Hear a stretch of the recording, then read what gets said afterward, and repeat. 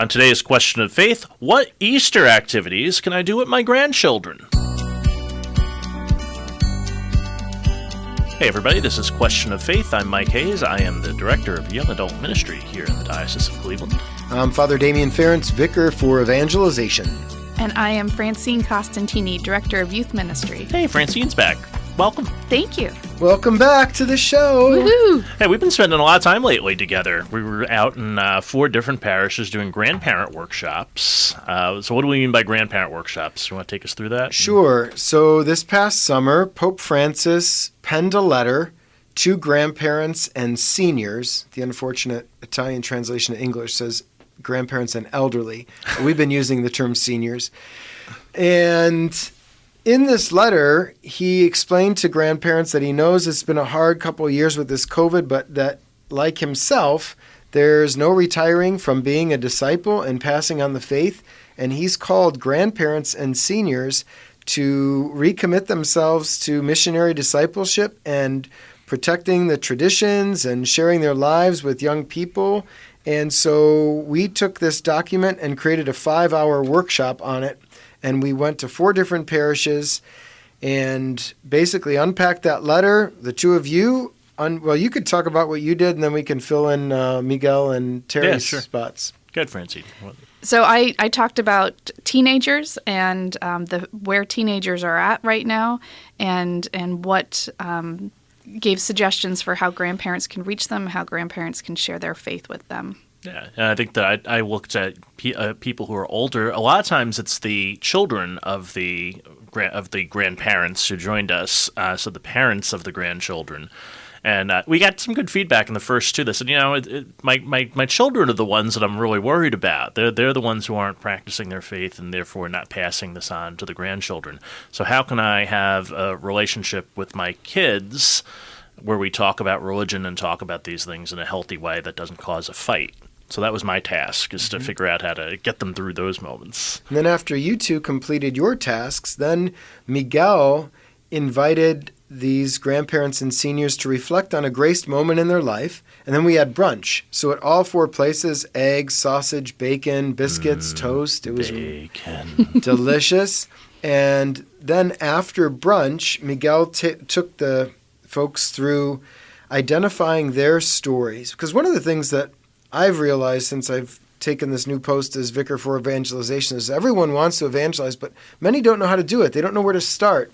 And so what Miguel's been doing is helping people identify where God has moved in their life, maybe a significant moment where they went from death to life, from not being able to see, from being deaf to hearing, a moment of grace, and then being able to articulate that moment for other people. So he started that process. And then Terri Yohman, at the end of the day, did a lot of the practicals. And we're going to do some of that today, too, I suppose, how it is that we can engage practically in the lives of younger generations. Yeah. She talked about the little kids a lot, too. She's got a real passion for little grandchildren. And she has her own. She has her own, right? Yeah. So that's great. I should also say then the day concluded with the source and summit of our faith, which is the Eucharist, celebration of Mass. And then they were sent, go and announce the gospel of the Lord. And so for the next 3 months, we're hoping that they can go out on mission, and then on July 25th, the vigil of Anna and Joachim will bring them back to Lourdes Shrine for a comeback day and see how the missions went. Have conversations about what did they do? What kind of conversations did they have with their grandchildren, and how did it go? Yeah. And have them learn from each other. Yeah, successes and failures, things that have gone well, things that didn't go so well, and then and we could feed back to that as well. But a lot of people were saying that. They said we really want to hear from people who tried this.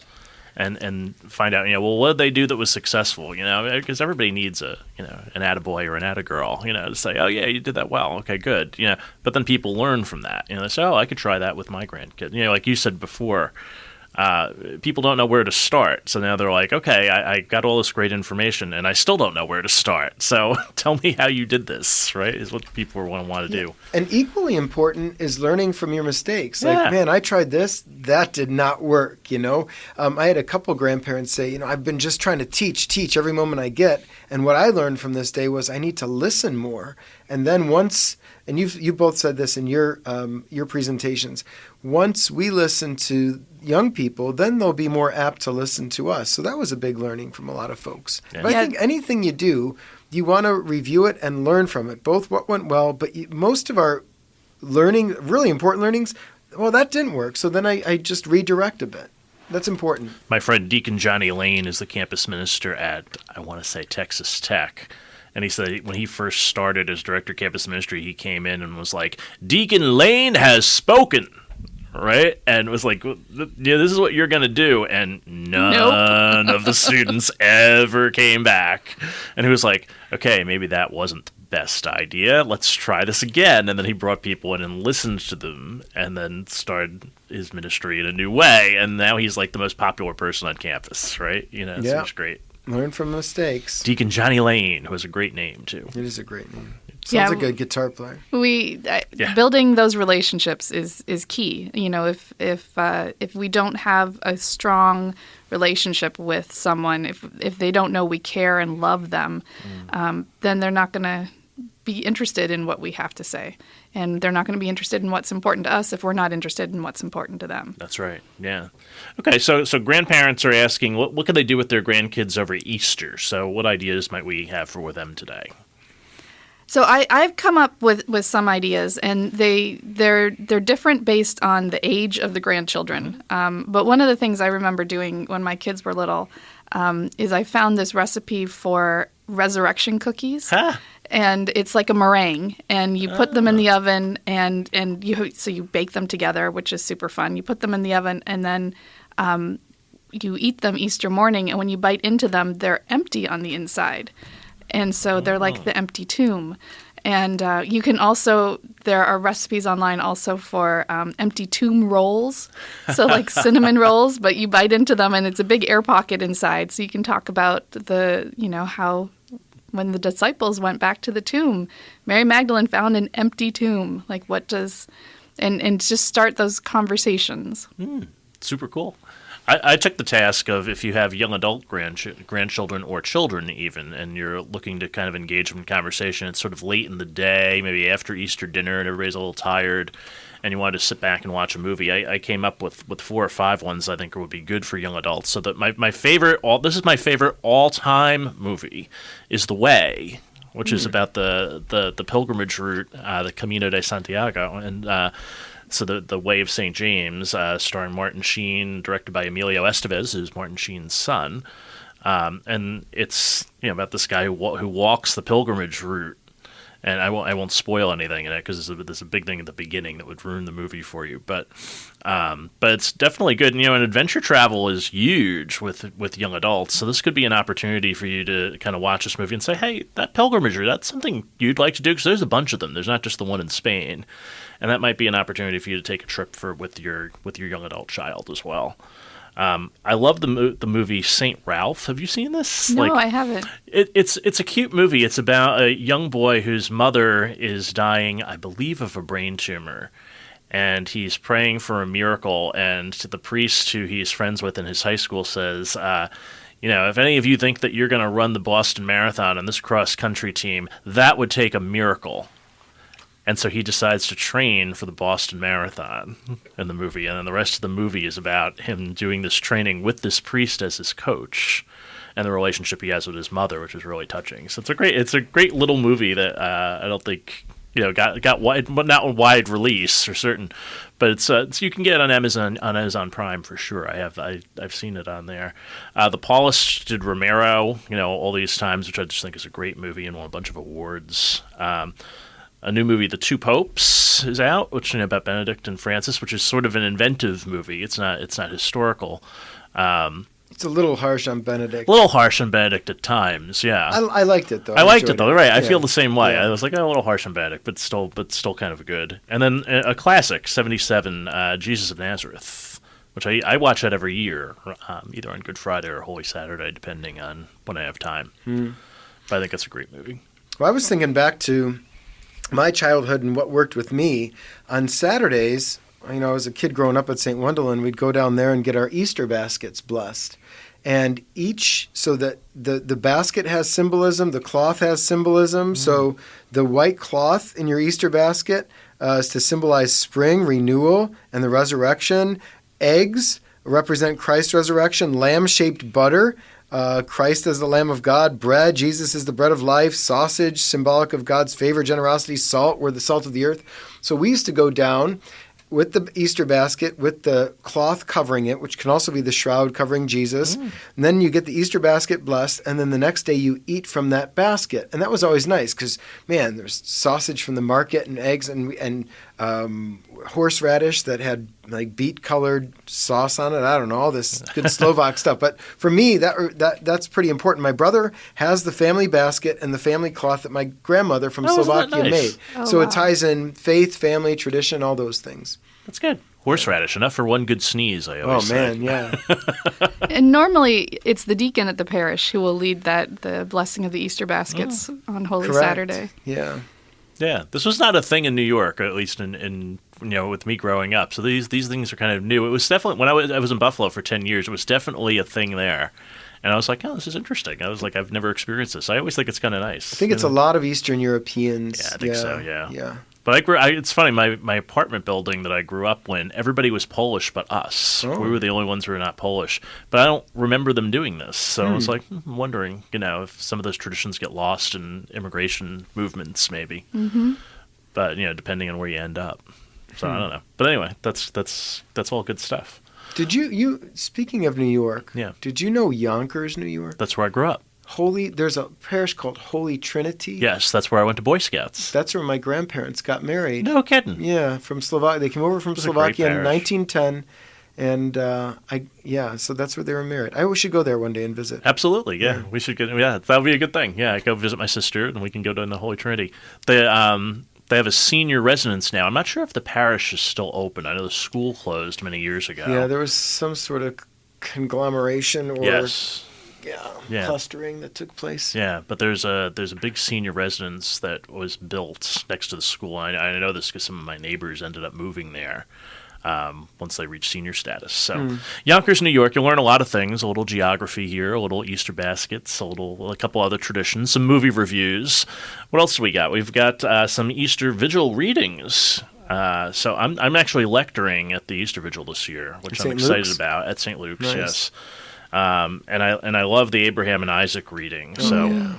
I'm excited. I get to read. I get to read the first 3 readings in the epistle. It's 2 lectors. We're doing 4 readings each, and we're doing all the readings at our parish this year, which I'm also excited about. I like that they do all the readings. Yeah, it's this wide arc of salvation history.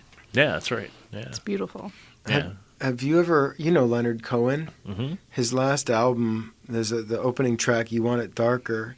He quotes Abraham, and the Hebrew is like, "Hey, Aini." It's like, I'm ready, Lord, I'm ready. Right. And that echoes throughout. I always think of that. And then Kierkegaard had a whole book called Fear and Trembling, like how was it that Abraham did this and trusted? And even then making the connections with, okay, so Abraham was able to spare his son, but God the Father will not spare his. He's going to give his. And like making all those connections at the liturgy is just mind-blowing and beautiful and all that. I mean, we talked about that in a previous podcast, but it never gets old. Never gets old. Yeah, and so if you're coming into the church at the Easter Vigil this Sunday, welcome, congratulations.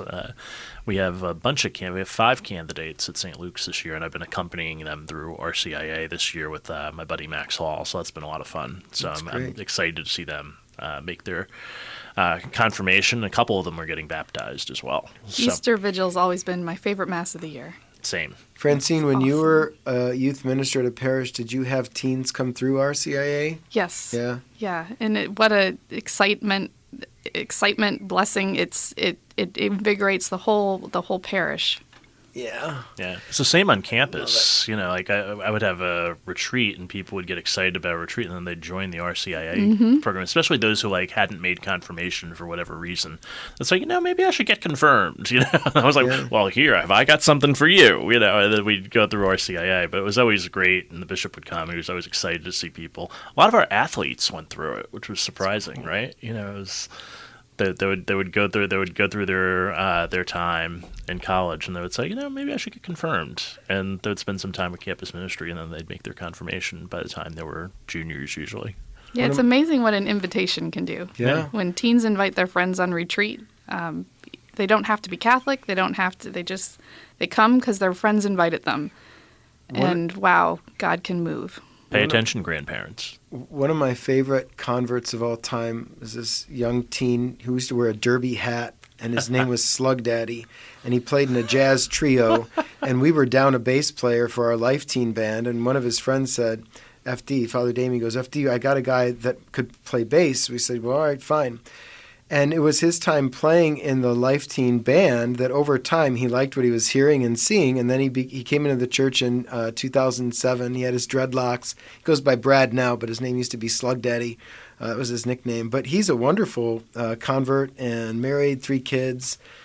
And it's a great joy when someone comes into the faith from another because they don't take anything for granted, you know? Yeah, that's right. He was teary-eyed when he received communion for the first time, and that inspired me. Like, how often do I take for granted that I can just receive communion daily without too much thought, you know?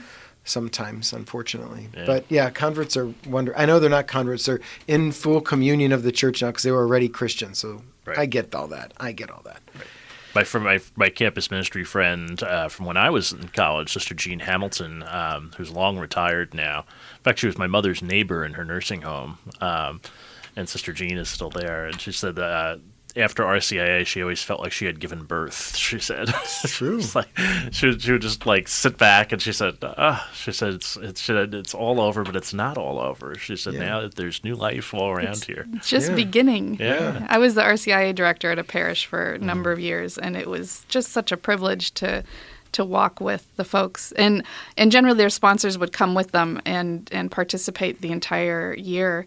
And they would walk away almost every evening and say, how come I didn't know that? I'm a lifelong Catholic. How did I not know this? Yeah. Absolutely. Okay, so Easter Vigil, go. It's a long mass, but it's fine. Beautiful Mass. You'll be happy. You'll be happy you did. And grandparents, do a bunch of things with your grandchildren over Easter. It'll be great that you're all together as one family. Our church will go out to Medina and Holy Martyrs. What do we know about Holy Martyrs? Holy Martyrs is, well, it's not that new now. It's probably 40 years old, but at the time was named for, I think, Archbishop Romero and the 4 women who were martyred in El Salvador. Father Bob Pfeiffer, I believe, was the founding pastor down there. And I know Father John Loya, who was also served in Salvador, was a weekend help out while he was at the seminary. It's right off the highway, so you could see it right off 71 on 3, and it would be on the southwest side of that intersection. So you see it right there. It's a really great place for diocesan events because it's right off the highway. So if you ever wanted to do like a workshop, it would be a wonderful place to use. Big space there too, right? Big space, friendly staff, they say. Yeah. So, yeah. Good food, all kinds of things. And it's beautiful. It's in this wooded area. Nice place to go take some reflective walks during quiet time or off workshop times or whatever's going on there, right? Yeah, Father Steve Donor is the pastor. He used to work in the tribunal down here for many years, and he's been the pastor down there for some time now. Cool. Okay. So that's Holy Martyrs in Medina. So grandchildren, hopefully you'll have a good time with your grandparents this week, and they'll have plenty of things for you to do now. Thanks to us, pat ourselves on our back. And so, hey, it's Easter time. We're here in we're recording this on Tuesday of Holy Week, so we won't say Happy Easter yet. Oh, I just said it. Happy Holy Week. Happy Holy Week. Happy resurrection, because Jesus is risen. It's not we pretend he didn't during Lent. Yeah. So enjoy the Triduum wherever you are, and we'll catch you here again next time here on Question of Faith.